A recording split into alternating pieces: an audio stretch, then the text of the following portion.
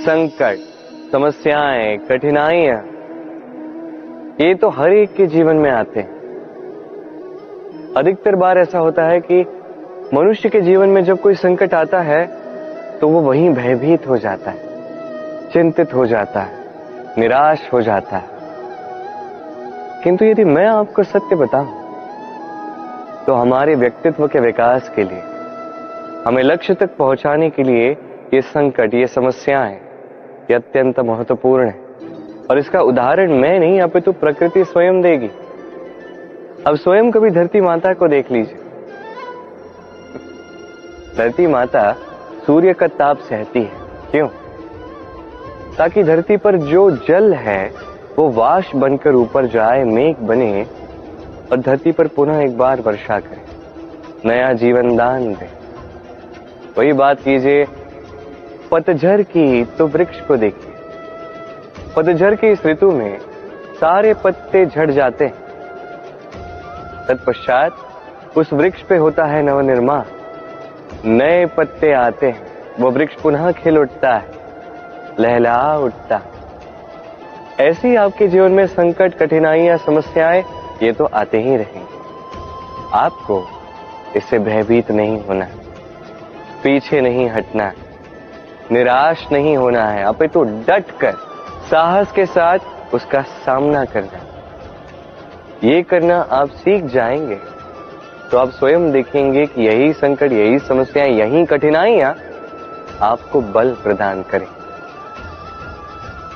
आइए और मेरे साथ प्रेम से कहिए राधे राधे। जब हम जीवन में अपने लक्ष्य की ओर अग्रसर होते हैं तो कई सारे लोग हमें सलाह देते हैं कि आप ये कीजिए, आपको वो करना चाहिए, आपको उस आदर्श व्यक्ति की भांति उस मार्ग पे चलना चाहिए।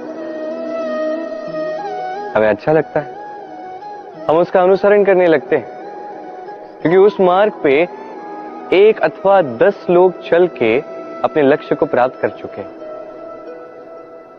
अब उन लोगों को उस मार्ग पे चल के लक्ष्य की प्राप्ति हुई, क्या इसका अर्थ ये भी है कि हमें भी अवश्य होगी? आवश्यक नहीं। मैं आपसे सरल सा प्रश्न पूछता, क्या वो आदर्श व्यक्ति आप हैं? नहीं, वो व्यक्ति कोई और है, जिसकी अपनी सोच है, अपनी विचारधारा है, अपने कर्म है, अपने अनुभव है, अपने गुण, अपने अवगुण है, उनकी अपनी एक यात्रा है, अपना लक्ष्य है। वो आपने बात की जाए यदि आपकी, तो आपके विषय में सबसे अधिक कौन जानता है? आपकी यात्रा, आपके लक्ष्य के विषय में, आपकी सोच, आपकी विचारधारा, आपके कर्म के विषय में, आपकी कामना के विषय में, आपके अनुभवों के विषय में, इन सब के विषय में सबसे अधिक यदि कोई जानता है तो वो है स्वयं आप। तो अपने जीवन में किस मार्ग को चुनना है और कैसे आगे बढ़ना है, ये चयन भी श्रेष्ठ होगा यदि आप ही के हाथ में हो। आप अपने जीवन का आकलन कीजिए, समझिए और अपने लक्ष्य को जाकर प्राप्त कर लीजिए। कुछ इस प्रकार उदाहरण इस संसार के समक्ष प्रस्तुत कीजिए कि भीड़ आपके मार्ग पर चलने के लिए आतुर हो जाए। आइए और मेरे साथ प्रेम से कहिएगा राधे राधे।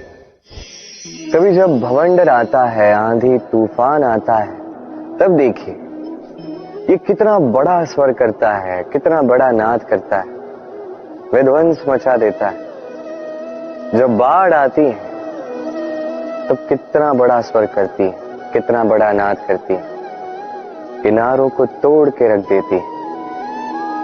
वहीं किसी वृक्ष को देखिए, शांति से खड़ा रहता है, मौन, और अपना कर्म करता है, छाया देता है, फल देता है, कोई बड़ा स्वर नहीं, कोई नाद नहीं।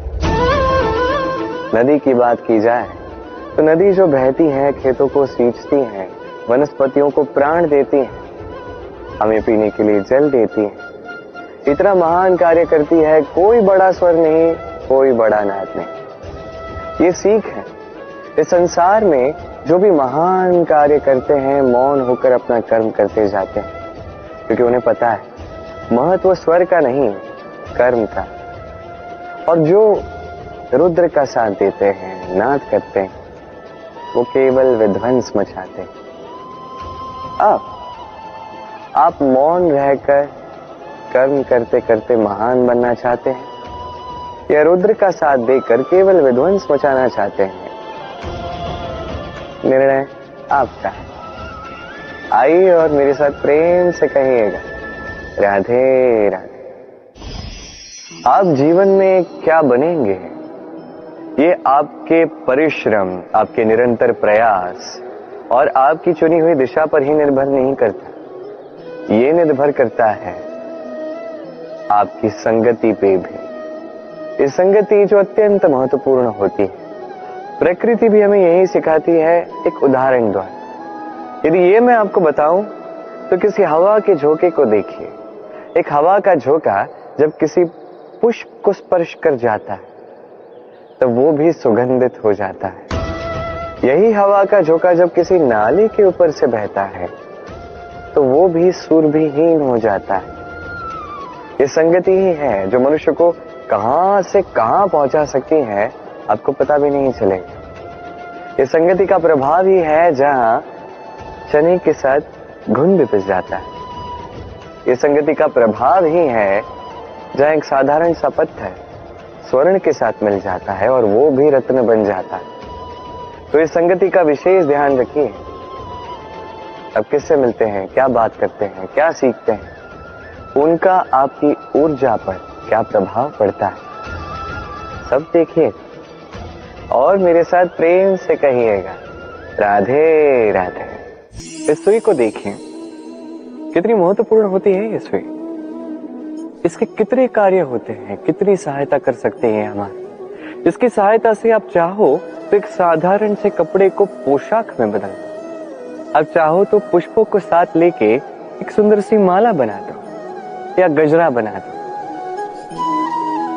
इसकी सहायता से आप घर को भी सजा सकते हैं। ये अत्यंत महत्वपूर्ण होती है।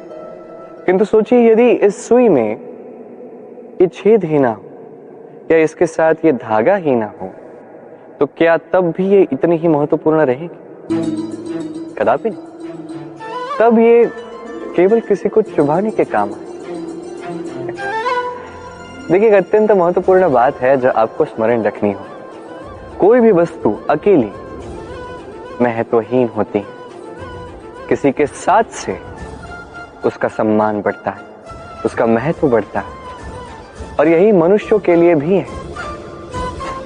यदि आप आगे बढ़ रहे हैं और अकेले आगे बढ़ रहे हैं तो आप जो कुछ भी कर लीजिए, आपको वो प्रेम, वो सम्मान, वो संबल नहीं मिलेगा।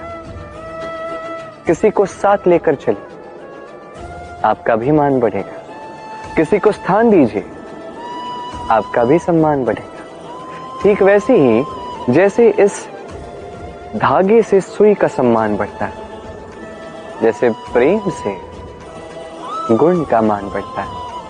तो आइए और इसी प्रेम के साथ कहिए, राधे राधे।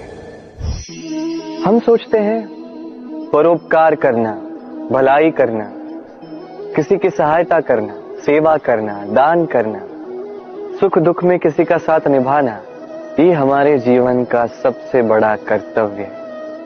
यही सच्चा कर्तव्य है। परंतु क्या यह सत्य है? नहीं। कर्तव्य के लिए कई बार मनुष्य को बहुत सारी पीड़ा सहनी पड़ती है। कुछ कर्तव्य ऐसे होते हैं जिसे निभाने के लिए मनुष्य को उस राह से जाना पड़ता है जिस पर कांटे हैं, दुख है, पीड़ा है, संकट है।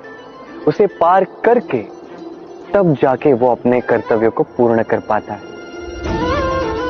परोपकार, भलाई, किसी की सहायता करना, दान करना, सेवा करना, सुख दुख में साथ निभाना, ये कर्तव्य नहीं है, ये तो आनंद है। क्योंकि इससे आप ही का जीवन और अच्छा होगा, आप ही को और सुख मिलेगा, आप ही का स्वास्थ्य और अच्छा होगा, आप ही को जीवन में और अच्छे अच्छे लोग मिलेंगे। और सबसे अधिक यदि ये कुछ बढ़ाता है तो वो है प्रेम। तो इसे कर्तव्य मत समझिए, ये तो बस वो मार्ग है जिस पर अग्रसर होके आप अपने जीवन को अत्यंत सुंदर बना सकते हैं। तो आप यही कीजिए और मेरे साथ प्रेम से कहिए, राधे राधे। कभी आप किसी पर्वत को देखिए, दिन में आप उस पर्वत को देखेंगे तो कितना सुंदर दिखता है, इतना विशाल, इतना सुंदर। तब प्रकृति को देख के मन से केवल स्तुति ही आती है। अब उसी पर्वत को आप अंधकार में देख लीजिए, उतना ही भयावह लगता है। अब यही होता है व्यक्ति के साथ भी, यही होता है किसी अन्य स्थान के साथ भी। अब इसका कारण क्या है? क्या व्यक्ति के रूप का, उसके व्यक्तित्व का कोई महत्व नहीं है? नहीं, ऐसा कदापि नहीं। इसका सारा श्रेय जाता है प्रकाश को। ये प्रकाश ही है जो आपके गुणों को, आपके व्यक्तित्व को, आपके रूप को निखार के संसार के समक्ष लाता है। तो आप भी अंधकार से प्रकाश की ओर अग्रसर हो जाइए, उन लोगों की ओर अग्रसर हो जाइए, उन दिशाओं में अग्रसर हो जाइए जो आपके भीतर के गुणों को, आपके व्यक्तित्व को संसार के समक्ष ला सके। यदि आप ये करते हैं तो आप जीवन भर सुखी रहेंगे। आइए और मेरे साथ प्रेम से कहिएगा, राधे राधे। आप कभी सूर्य के प्रकाश को अपने हाथ में, अपनी मुट्ठी में थाम के रखने का प्रयास कर चुके हैं? आपको तो पता ही होगा कि यह संभव नहीं। अब जल को कभी बांध के रखने का प्रयास कीजिए, वो भी संभव नहीं। परंतु जब यही सूर्य का प्रकाश, ये ताप धरती पर आता है तो धरती क्या करती है? इसे सभी वनस्पतियों में बांट देती है, उनके विकास में सहायक बनती है, और इसीलिए ये धरती पूजी जाती है। इसे धरती माता हम कहते हैं। ऐसे ही चंद्रमा रात्रि में जब चमकता है, अपनी रोशनी फैलाता है, तो एक राही को, एक पथिक को उसका राह दिखाता है। इसलिए चंद्रमा देवता कहलाता है। इसी प्रकार आप भी कभी प्रकृति को बांध के रखने का प्रयास मत कीजिए, इसे सहेज के रखना सीखिए, इसे बांटना सीख जाइए, ठीक प्रेम की भांति। इस प्रेम को कभी भी मुट्ठी में बंद करने का प्रयास मत कीजिए, बल्कि इसे खुले हाथ से बांटना सीख जाइए। ये यदि आप सीख गए तो स्वयं को प्रसन्न रखना भी सीख जाएंगे, दूसरों को प्रसन्न रखना भी सीख जाएंगे। आइए और इसे प्रेम के साथ कहिए, राधे राधे। दुख क्या है? भय क्या है? इसे कुछ इस प्रकार समझिए, जीवन में जब भी आप कुछ प्राप्त कर लेते हैं, उसे खो देने का भय उसी के साथ आ जाता है। जैसे आपने धन अर्जित कर लिया, धन को खोने का भय उसी के साथ आ जाता है। संपत्ति बना ली, लुट जाने का भय साथ ही आ जाता है। अब ये जीवन के साथ भी होता है। जैसे ही आप जन्म लेते हैं, मृत्यु का भय उसी के साथ आ जाता है। जन्म नहीं हुआ तो मृत्यु कैसे होगी? मृत्यु का भय कहां से आएगा? अब ये भय क्या करता है आपको समझाता। ये भय यदि मन में होगा, यदि जीवन में होगा, तो जो भी आप प्राप्त कर लो, सुख, संपत्ति, सुविधाएं, धन, इसे पाने का एक आनंद होता है, इसके साथ जीने का एक आनंद होता है। ये भय उस आनंद को आपसे छीन लेता है। मान लीजिए कल आपकी मृत्यु होने वाली, अब कल की मृत्यु का भय आज ही मन में है, तो ये भय आज का सुख, आज की शांति आपसे छीन लेगा। भय यही करता है। तो स्मरण रखिएगा, भय का साथ जो है वो त्याग दीजिए, जीवन जीने का जो सुख है वो सदैव साथ रहेगा। आइए और मेरे साथ प्रेम से कहिए, राधे राधे। सूर्य को लगता है कि उससे अधिक तेजस्वी और प्रकाशवान और कोई नहीं है, तो उसका ये अभिमान तोड़ने के लिए मेघ आ जाते हैं। फिर मेघों का अभिमान बढ़ता है, उन्हें लगता है कि उनसे अधिक घना और कोई नहीं है। तभी वायु का एक प्रबल झोंका आता है और मेघों को छिन्न भिन्न कर देता है। अब वायु में अभिमान आता है। वायु सोचती है कि मुझसे अधिक शक्तिशाली और कोई नहीं है। यही वायु का झोंका जाके किसी विशाल पर्वत से टकराता है, उस वायु का भी अभिमान चूर चूर हो जाता है। पर्वत सोचता है कि मुझसे अधिक स्थिर और शक्तिशाली और कोई नहीं, तो धरा भूकंप ला देती है और वो विशाल पर्वत चूर चूर हो जाता है, उसका भी अभिमान टूट जाता है। अब धरा में अभिमान आता है। धरा कहती है कि सब कुछ मुझ पे टिका हुआ है, मुझसे अधिक शक्तिशाली कोई नहीं। एक छोटा सा मूषक आता है, धरा में बिल बनाता है, भीतर घुस जाता है। धरा का भी अभिमान टूट जाता है। इसका तात्पर्य सरल है, इस संसार में अभिमान कभी स्थिर नहीं रहता, ये अभिमान टूटेगा। ये सांसारिक चक्र है। हमें अपने जीवन में अपने कर्तव्य निभाने हैं, अपने कर्म करने हैं, अभिमान नहीं करना। जो व्यक्ति इस बात को समझ जाता है वो ज्ञानी कहलाता है, और जो इस बात को नहीं समझ पाता वो आजीवन शोध प्रतिशोध मान अपमान इसी में उलझ जाता है। अब क्या आप इसी में उलझना चाहते हैं या आप ज्ञानी बनना चाहते हैं? चयन आपका है। आइए और मेरे साथ प्रेम से कहिए राधे राधे।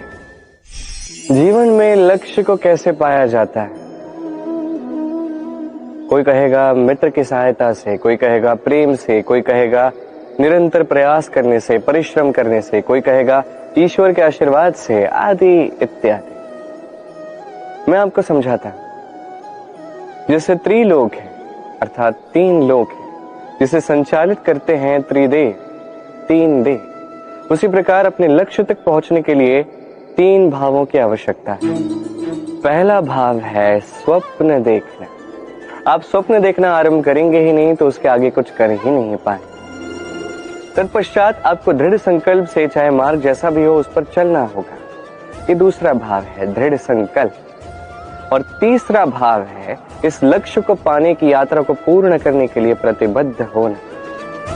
तो यदि आप स्वप्न देख सकते हैं, दृढ़ संकल्प से मार्ग चाहे जितना भी कठिन क्यों ना हो उस पर चल सकते हैं, और उस लक्ष्य को पाने की यात्रा को पूर्ण करने के लिए प्रतिबद्ध हो सकते हैं, तो आप निश्चित रूप से अपने लक्ष्य को पा सकते हैं। तो आप भी यही कीजिए और मेरे साथ प्रेम से कहिए राधे राधे। कहते हैं जीवन में कुछ भी प्रारंभ करने के लिए स्वप्न देखना आवश्यक है, और ये 100% सत्य भी है। परंतु कुछ लोग स्वप्न देखना आरंभ तो करते हैं, तत्पश्चात रुकते ही नहीं। स्वप्न देखते ही जाते हैं, सोचते ही जाते हैं, कर्म करते ही नहीं। ऐसे समय आपको स्वयं को जगाना होगा, स्वयं से कहना होगा कि अब उठ के कर्म करने का समय आ गया है। क्योंकि अब अत्यधिक विचार ही करते रहेंगे, स्वप्न ही देखते जाएंगे, तो उठ के कुछ कर ही नहीं पाएंगे। अब बस एक कार्य कीजिए, उठ के कर्म करना आरंभ कर दीजिए। तत्पश्चात धीरे धीरे सोचते हुए अपने कर्म को दिशा भी दीजिए और उचित गति भी दीजिए, क्योंकि यही सफलता का मूल मंत्र है। ना केवल कर्म करना बिना सोचे समझे, ना केवल सोचना बिना कर्म किए। सफलता का मूल मंत्र इस संतुलन में।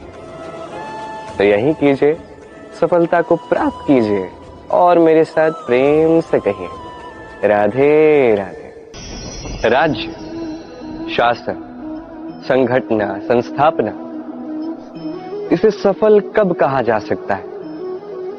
किसी विद्वान का यह कहना होगा कि तब जब चारों ओर शांति होगी, किसी के मन में कोई प्रश्न नहीं होगा, न शंका होगी। पर मेरे विचार से ये अनुचित है। किसी भी राज्य के लिए, किसी भी शासन के लिए सबसे अधिक संकट तब आता है जब सबसे अधिक योग्य व्यक्ति या सबसे अधिक विद्वान व्यक्ति भी मूक दर्शक बन के बैठ जाता है। मन में प्रश्न आता है, पूछ ही नहीं पाता, शंका आती है, व्यक्त ही नहीं कर पाता। ये अनुचित है। ये प्रश्न ये अच्छे होते हैं। ये प्रश्न अकारण तो नहीं आते, किसी समस्या के द्वारा ही आते हैं। इन प्रश्नों से आप उन समस्याओं को देख सकते हो जिसे आप कभी अनजान हुआ करते थे। और जितनी समस्याओं का आप निवारण करोगे, उतना आपका राज्य, आपका शासन और अधिक श्रेष्ठ बनेगा। ये प्रश्न, ये शंका ये आपको समाधान के डगर तक अवश्य पहुंचाते हैं। इसलिए ना ये प्रश्न अनुचित है, ना शंका व्यक्त करना अनुचित है, ना वो व्यक्ति मूर्ख है जो प्रश्न पूछता है, शंका व्यक्त करता है। तो इन्हें कभी दूर मत कीजिए, इन्हें अपना मत रखने दीजिए। जब सभी का मत एक मत हो, तब निश्चित रूप से कहा जा सकता है कि ये राज्य, ये शासन, ये संस्थापना सफलता के शिखर पर है। तो आइए और मेरे साथ प्रेम से कहिए, राधे राधे। प्रकृति, नियति कभी किसी के साथ पक्षपात नहीं करती, हर एक को जीवन देती है, समान अवसर देती है। निर्भर उस व्यक्ति की प्रकृति पर करता है कि वो उसका किस प्रकार लाभ उठाता है, उसके चयन पर निर्भर करता है, दृष्टिकोण पर निर्भर करता है, उस पर निर्भर करता है कि वो कितना सकारात्मक है, कितना नकारात्मक है। दो प्रकार के लोग होते हैं। कुछ ऐसे लोग होते हैं जो हर दुविधा में, हर कठिनाई में, हर विपदा में अवसर निकाल लेते हैं, और कुछ ऐसे लोग होते हैं जो हर अवसर में कहीं ना कहीं से कठिनाई ढूंढ निकाल लेते हैं। अब आप क्या चाहते हैं? आप अवसर चाहते हैं, आपको अवसर मिलेंगे। आप कठिनाइयां चाहते हैं, कठिनाइयां तो आपको भर भर के मिलेंगी। चयन आपका है, आप कितने सकारात्मक रहना चाहते हो, कितने नकारात्मक रहना चाहते हैं। सकारात्मक रहिए, जीवन में सब कुछ संभव। आइए और मेरे साथ प्रेम से कहिए, राधे राधे। है कि आपकी पिछली बार हार कब हुई थी, आपसे भूल कब हुई थी, आपको असफलता कब प्राप्त हुई थी, पराजय कब प्राप्त हुई थी? नहीं? फिर तो आपने अपने जीवन की सबसे बड़े शिक्षक को खो दिया। आपकी पिछली हार, पराजय, भूल, यही आपके सबसे बड़े शिक्षक, सबसे बड़े सहायक हैं। यही आपको सिखाते हैं क्या करना है, क्या नहीं करना है। ये प्रकृति हमें क्या सिखाती है, ये समझने का प्रयास कीजिए। ऐसा कौन सा दिन है जिसकी रात नहीं होती? ऐसी कौन सी नदी है जो नहीं सूखती? ऐसा कौन सा वृक्ष है जिसके पत्ते नहीं झड़ते? होता ही है। किंतु यदि सूर्य हार मान ले तो रात्रि के पश्चात कभी प्रकाश वो दे ही नहीं पाएगा। यदि नदी हार मान ले तो वो पुनः वर्षा करवाने में कभी सहायता कर ही नहीं पाएगी। यदि वृक्ष हार मान ले तो वसंत ऋतु में ना वो नए पत्तों को जन्म दे सकते हैं, ना ग्रीष्म ऋतु में वो छाया प्रदान कर सकते हैं। यदि ये सब हार मान लेते तो धरा प्यासी रह जाती। प्रकृति हमें यही सिखाती है, हार, असफलता, पराजय ये हमारे जीवन में आएंगे ही आएंगे, और हमें सिखाने के लिए आएंगे, हमारे हित के लिए आएंगे। तो अपना दृष्टिकोण भी वैसा ही रखिए। तो सकारात्मक दृष्टिकोण से इसे देखें, अपनी हार से, अपनी पराजय से सीखें और जीवन में आगे बढ़ें।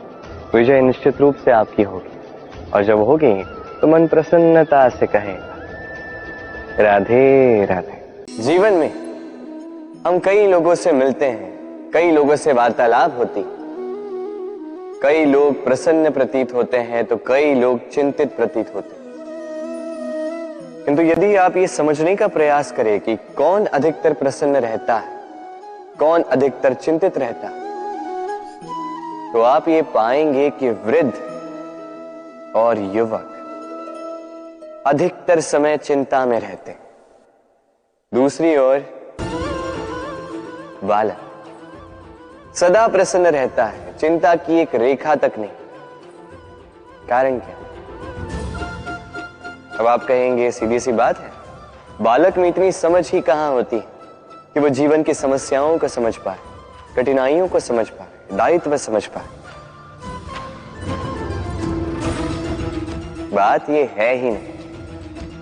वृद्ध के विषय में यदि हम बात करें तो वृद्ध अपनी बीते हुए समय के विषय में सोच सोच के दुखी हो जाता है। युवक अपने भविष्य के विषय में सोच सोच के चिंता में रहता है आज। किंतु बालक केवल वर्तमान में जीता है और इसीलिए प्रसन्न रहता है। देखिए, बात बड़ी ही सरल है। आप भूतकाल को नहीं बदल सकते।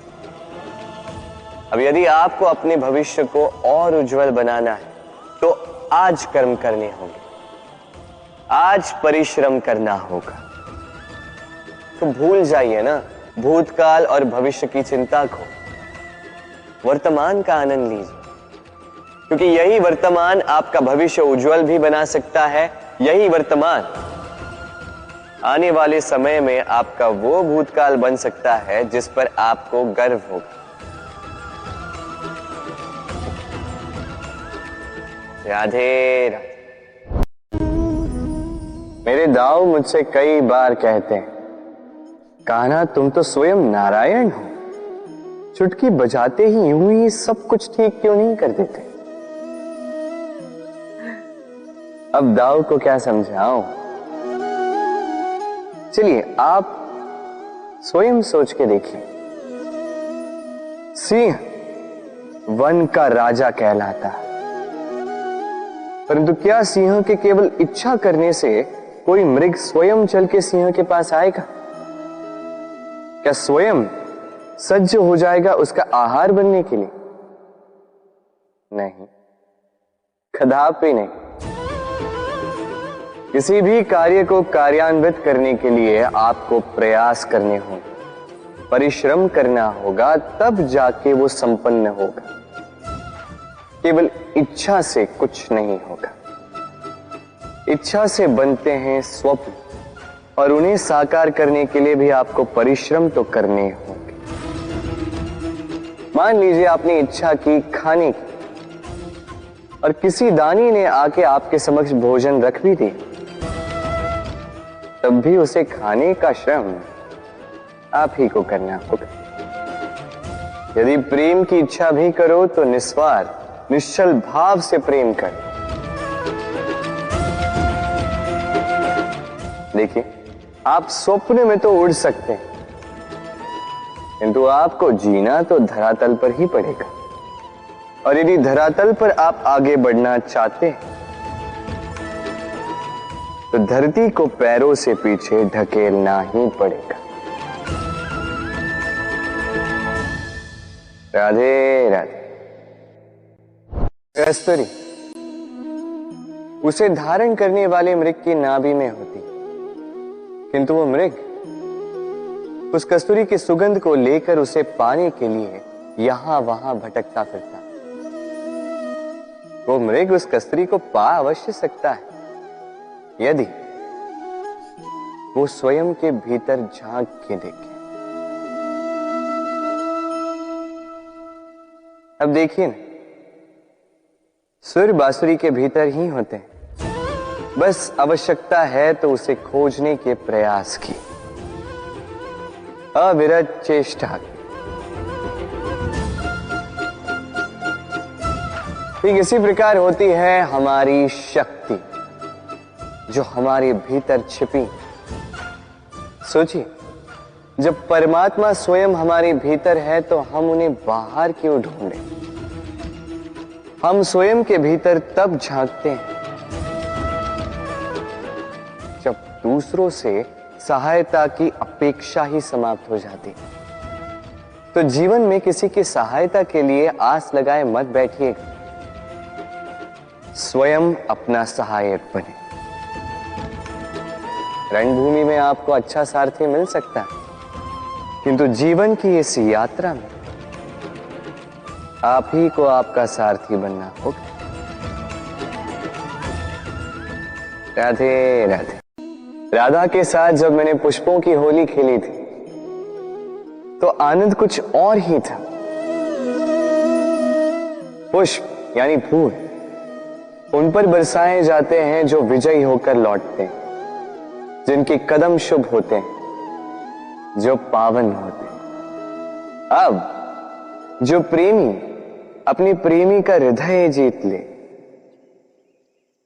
उससे बड़ा बलि को जो अपने आगमन से हमारे जीवन की धारा बदल डाले,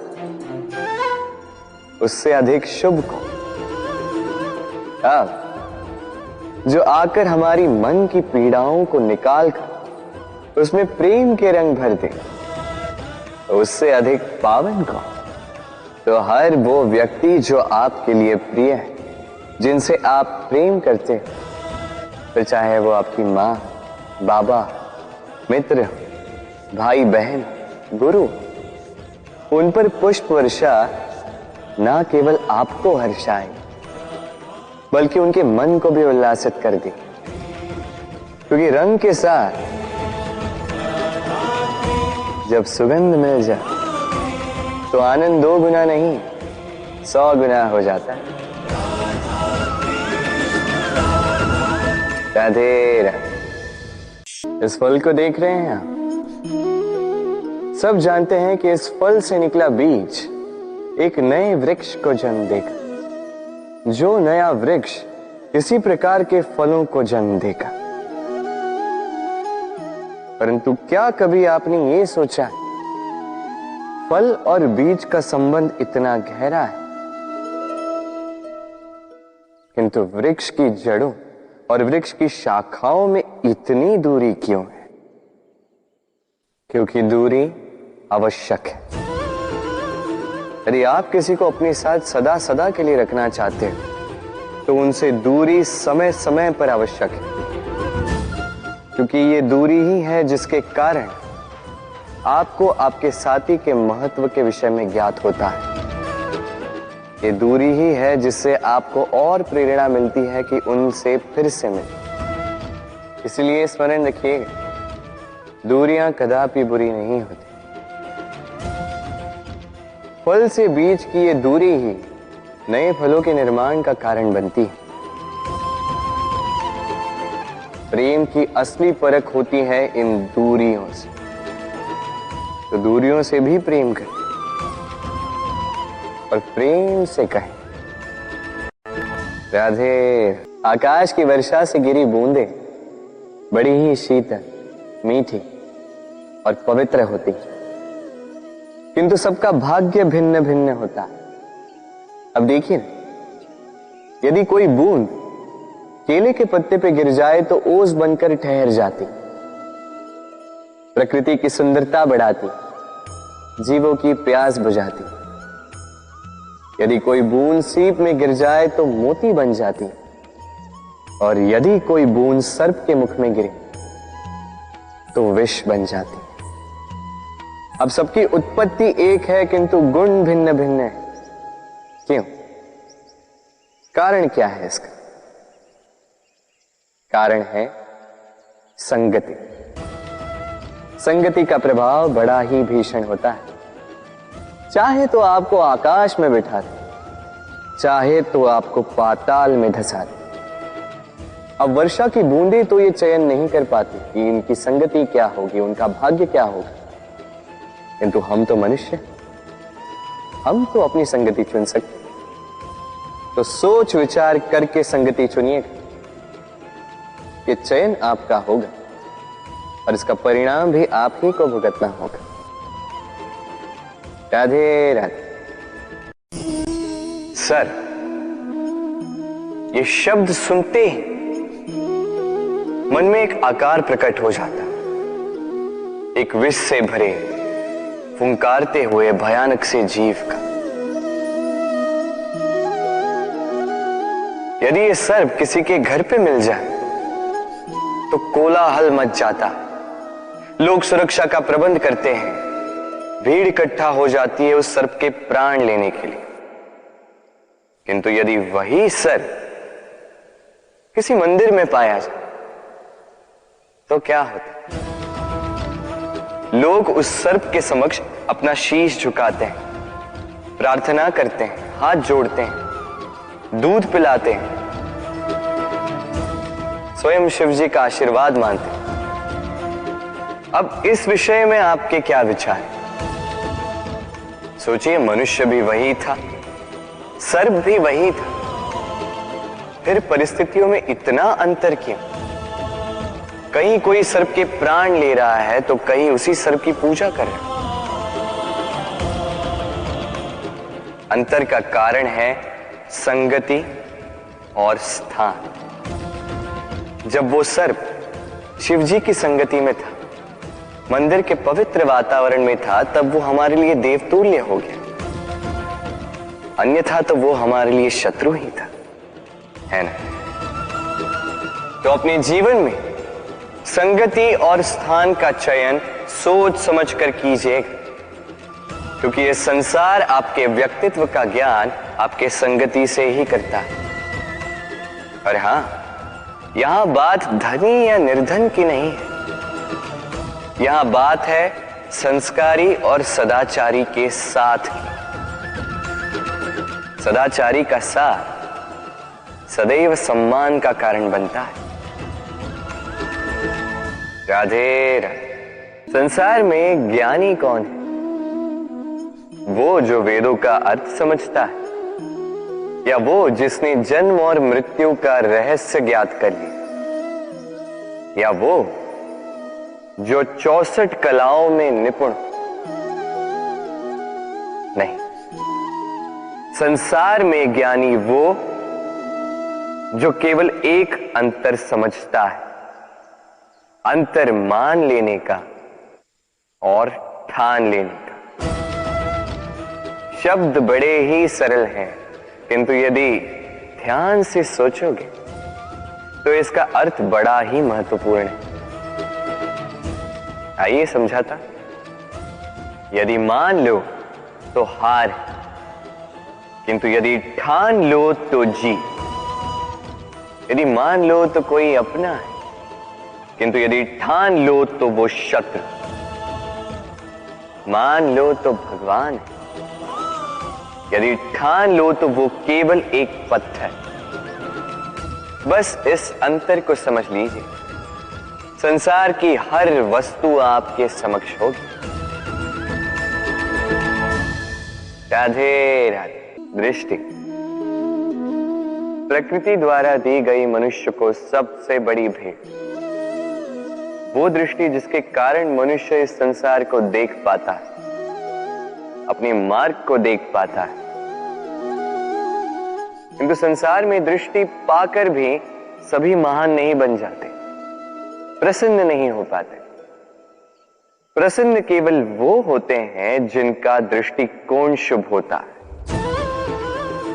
अब जो गुलाब में कांटे ढूंढते हैं, वो अवश्य ही अपने हाथों को उन कांटों से घायल कर जाते हैं, क्योंकि उनकी दृष्टि केवल कांटों तक ही सीमित रहती है।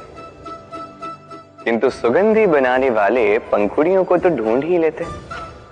क्यों? अब देखिए ना, जो अंधकार में प्रकाश पाना चाहते हैं, उन्हें दीपक भी सूर्य की भांति लगे। किंतु जो कमियां निकालना चाहते हैं, उन्हें दीपक के तल में भी अंधकार छिपा मिले। जो प्रेम पाना चाहते हैं, वो परायों में भी स्नेह ढूंढ ही लेंगे, अन्यथा किसी को पाकर भी उनसे अनजान रहने वालों की कमी नहीं। दृष्टि हमें दिखाती है, किंतु दृष्टिकोण हमें वो दिखाता है जो हम देखना चाहते हैं। जो आपकी सोच होगी वही सच बनकर आपके समक्ष आएगा। इसलिए आपके विचार शुभ रखिए और प्रेम से कहिए।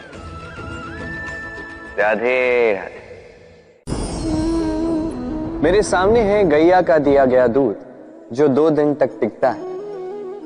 यदि इस दूध को गर्म करके जमाया जाए तो बनता है दही, जो 3-4 दिन तक टिकता है। यदि इस दही को मथोगे तो बनता है माखन, जो सप्ताह तक चलता है। और यदि इस माखन को ताप दिया जाए तो बनता है घी, जो वर्षों तक खराब नहीं होता। अर्थ समझे? ताप और मंथन। जितना परीक्षाओं की कसौटी पर खरे उतरोगे, जितना कठिनाइयों का ताप सहोगे, जितना मंथन की चुनौतियां सहोगे, उतना ही यश, बल और सामर्थ्य बढ़ेगा। तो कर्म करो, कठिनाइयों का सामना करो और मंथन से मन को शुद्ध रखो। मनुष्य बड़ा ही विचित्र प्राणी होता है। जब हाथ खाली होते हैं तो आंखों में स्वप्न भरे होते हैं। जब खोने को कुछ नहीं होता तो पाने के लिए प्रयास करता रहता है। निर्भय होकर आगे बढ़ता है, संकटों का, चुनौतियों का सामना करता है, किंतु जब हाथ भर जाते तो स्वप्न देखना ही बंद कर देता है। जो पा लिया उसे खो ना दे, इस भय से संकटों का, चुनौतियों का सामना करना बंद कर देता है। उस राह को ही छोड़ देता है जिस पर चलकर उसने सफलता पाई थी। ये अनुचित है। जीवन में कोई भी परिस्थिति हो, कैसी भी अवस्था, चुनौतियों को स्वीकार कीजिए, क्योंकि यदि आप चुनौतियां स्वीकार करोगे तभी आप इस संसार को कुछ देने योग्य बनोगे। यदि सफल रहे तो इस संसार को एक सक्षम नेतृत्व देंगे, यदि असफल रहे तो एक सीख कि क्या नहीं करना चाहिए। तो जीवन में चुनौतियों को चुनें, चिंताओं को नहीं। राधे राधे। आप इस संसार में ऐसे कई लोगों को जानते होंगे जिन्हें आप स्वार्थी मानते हैं, जो आवश्यकता पड़ने पर ही आपको स्मरण करते हैं, अन्यथा वर्षों तक कहीं दिखाई भी नहीं देते, किंतु जैसे ही उनकी आपके सहायता की आवश्यकता पड़ती है, हाथ जोड़कर आपके सामने सज्ज रहते। बड़ा क्रोध आता है ना इनको, मन खिन्न हो जाता, मन से ये स्वर निकलता है कि इस व्यक्ति की सहायता न करें, किंतु ऐसा कभी मत कीजिए। आप सोचेंगे क्यों कह रहा हूं मैं ऐसा।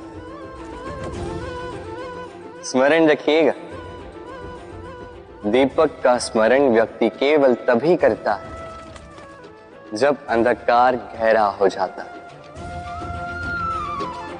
उसे स्वार्थी मानकर स्वयं व्याकुल ना हो, स्वयं को दीपक मानकर आनंदित होइए। भाग्यवान समझिए खुद को कि किसी को आवश्यकता पड़ने पर आपकी याद आए कि आप इस संसार में किसी की सहायता करने योग्य हैं। इस जीवन में किसी के स्वार्थी होने से स्वयं का दृष्टिकोण न बदले। बस ये दृष्टि रखिए स्वयं के परमार्थ पर। मन प्रसन्न होकर बोले राधे राधे। मनुष्य को जब सफलता मिलती है तब उसमें जागता है अहंकार, और ऐसे में मनुष्य अक्सर एक बात भूल जाता है, झुकना।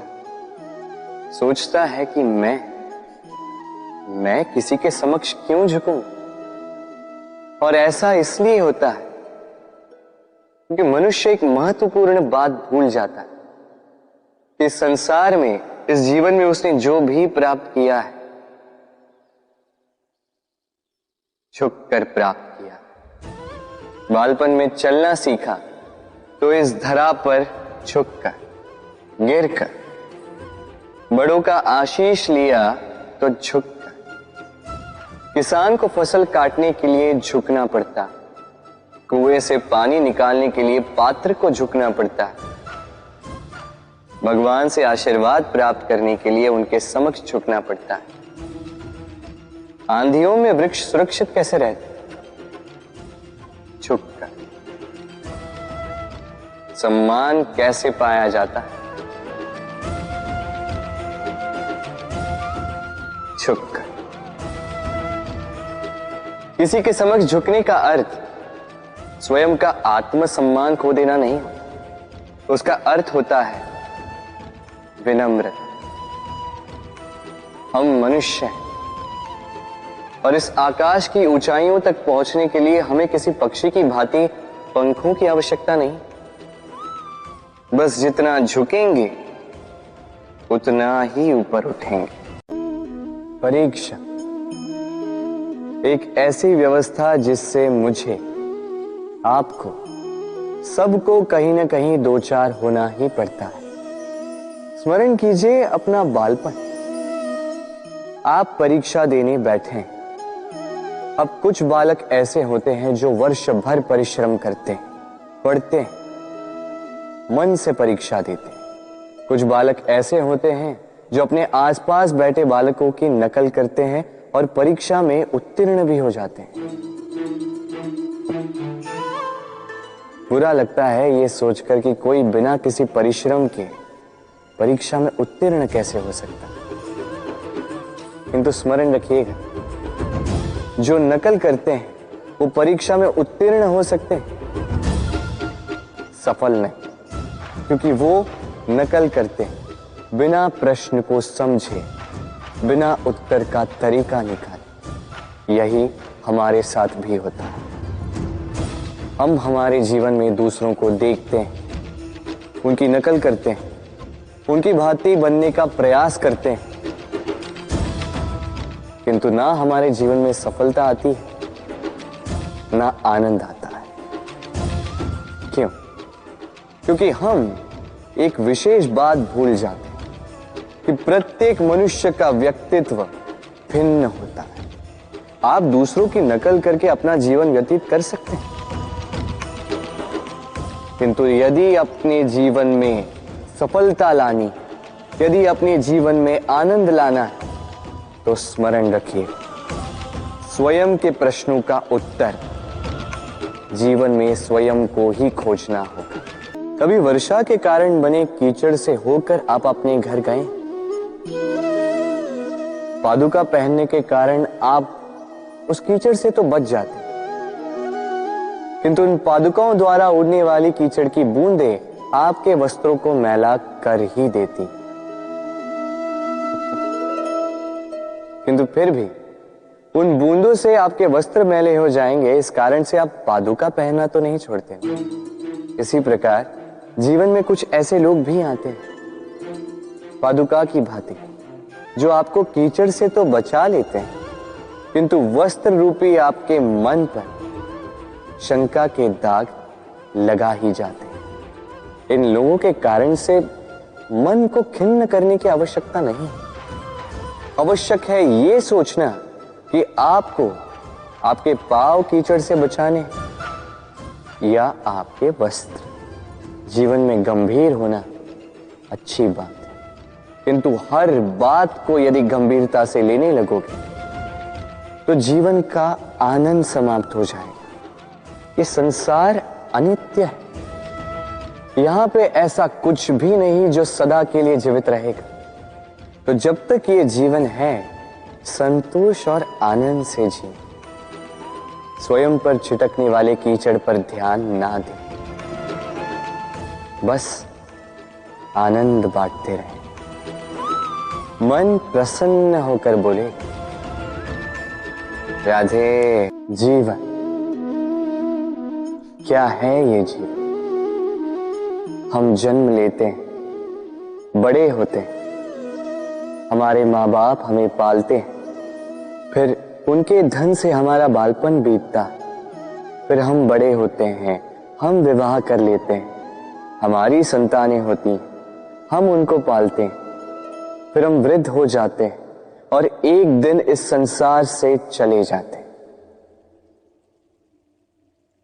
क्या यही जीवन है? आता होगा ये प्रश्न मन में कई बार, है ना? अब तनिक जल की यात्रा देखिए। सागर से भाप बनकर उठता है, मेघ बनकर बरसता है, फिर नदी बनकर पुनः सागर में समावेश करता है। तो कभी ये प्रश्न नहीं करता कि उसका जीवन क्या है, उसका उद्देश्य क्या है। हर भाव जीता है और दूसरों के लिए जितना बन सके देता जाता। जब सागर में होता है तो असंख्य जल जीवों को जीवन देता है। जब सागर से भाप बनकर मेघ बनता है तो किसानों को आशा देता है कि फसल पुनः उपजेगी। जब वर्षा बनकर बरसता है तो इस सूखी प्यासी धरा को सींचता है, और जब नदी में होता है तो किनारों पर वनस्पतियों को जन्म देता है। तो सोचिए, क्या जल कभी ये सोचता होगा कि उसका जीवन क्या है, उसके जीवन का उद्देश्य क्या है? नहीं, वो बस अपना धर्म करता जाता है और जितना हो सके सबको आनंद देता जाता। इसलिए जीवन में कभी ये प्रश्न मत कीजिएगा कि ये जीवन क्या है, इस जीवन का उद्देश्य क्या है। बस इस जीवन को जिए और जितना हो सके उतना सबको आनंद दे। मन प्रसन्न होकर बोलेगा राधे राधे। ये ताला देख रहे हैं आप, ये ताला प्रहार से भी खोला जा सकता है, प्यार से भी खोला जा सकता है। अर्थात इस ताले को आप इस चाबी से भी खोल सकते हैं, इस हथौड़े से भी खोला जा सकता है, किंतु खुलने में अंतर होगा। यदि आप इस ताले को प्रहार से खोलोगे तो ये पुनः काम नहीं आएगा,